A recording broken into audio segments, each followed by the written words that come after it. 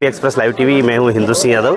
हमारे साथ में ये कहें कि वर्तमान सांसद और देवास शाजापुर के वर्तमान भारतीय जनता पार्टी के प्रत्याशी महेंद्र सिंह सोलंकी जी आज हमारे साथ में हैं और आज जनसंपर्क में हैं। सर, किन मुद्दों को लेकर आप जनता की जा रहे हैं? देखिए, देश के प्रधानमंत्री आदरणीय नरेंद्र मोदी जी ने इस प्रकार से देश में काम किया है। ऐसी बड़ी बड़ी समस्याएं जो वर्षों से इस देश के लिए एक बड़ी परेशानी का सबब बनी हुई थी, वो धारा 370 हो, ट्रिपल तलाक हो, सीए का कानून लाना हो, या फिर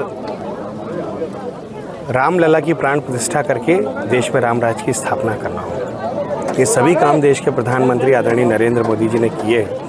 इसके साथ ही देश में लोगों के जीवन स्तर को सुधारने के लिए अधोसंरचना पर भी काम किए हैं।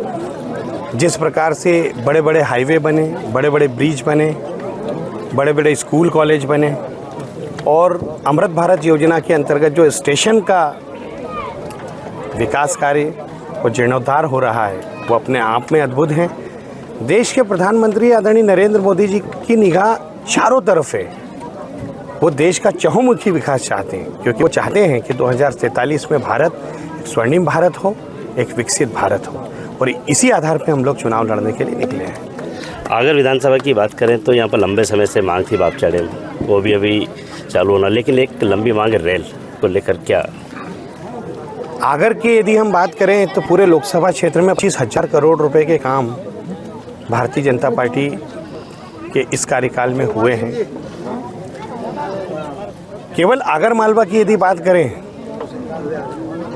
तो 4,500 करोड़ रुपए से ज़्यादा के काम आगर मालवा में हुए हैं। साथ ही पार्वती, काली सिंध, चंबल परियोजना, जिसके संबंध में हमारे प्रदेश के मुख्यमंत्री डॉक्टर मोहन यादव जी राजस्थान जाकर संधि करके आए हैं, वो योजना, बापचा डैम, ऐसे अनेक डैमों का निर्माण यहाँ पर हुआ है।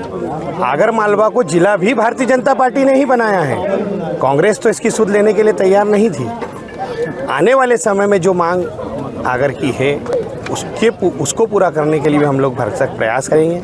आगर में जो ट्रेन लाने की सबसे बड़ी मांग है, उसके संबंध में रेल मंत्री जी के संपर्क में मैं लगातार हूँ, प्रधानमंत्री जी के संपर्क में हूँ।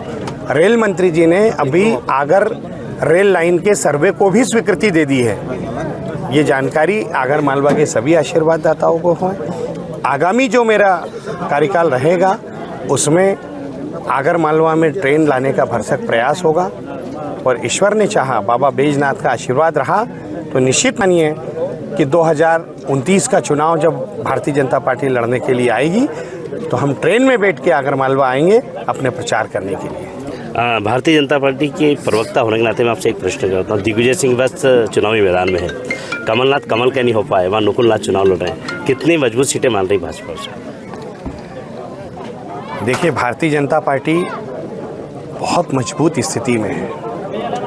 पिछली बार का चुनाव हम 303 सीट के साथ जीते थे, अब की बार 400 पार। ये नारा हमने नहीं दिया, ये जनता का नारा है। इस बार मध्य प्रदेश में 29 में से 29 सीट भारतीय जनता पार्टी जीतेगी। कमलनाथ जी पूरी तरह से जमा हो जाएंगे, नकुल नाथ चुनाव हार जाएंगे, दिग्विजय सिंह जी के चुनाव लड़ने का कोई प्रभाव नहीं। ये कांग्रेसी वो कांग्रेसी हैं, वो कमलनाथ हो, दिग्विजय सिंह हो, सज्जन सिंह वर्मा हो, ये सब रिटायर हो गए हैं। रिटायरमेंट के बाद अपने आप को जनचर्चा में बनाए रखना और इन जनचर्चाओं में बनाए रखने के लिए उलूल जुलूल बयान देना, ये इनका प्रिय शगल हो गया है। जनता इनको बिल्कुल गंभीरता से नहीं ले रही, ना कांग्रेस को लेती है, ना कांग्रेस के नेता को लेती है। इस बार मध्य प्रदेश में हम 29 की 29 सीट जीत के देश के प्रधानमंत्री के रूप में फिर से नरेंद्र मोदी जी को बैठाएंगे। ये थे हमारे साथ में महेंद्र सिंह सोलंकी जी, जिन्होंने कहा कि आने वाले लोकसभा चुनाव में 29 की 29 सीटें भारतीय जनता पार्टी जीत कर जाएगी और देश में फिर केंद्र में भारतीय जनता पार्टी की सरकार बनेगी। अब देखते रहिए express live TV Hindu Singh Yadav के साथ।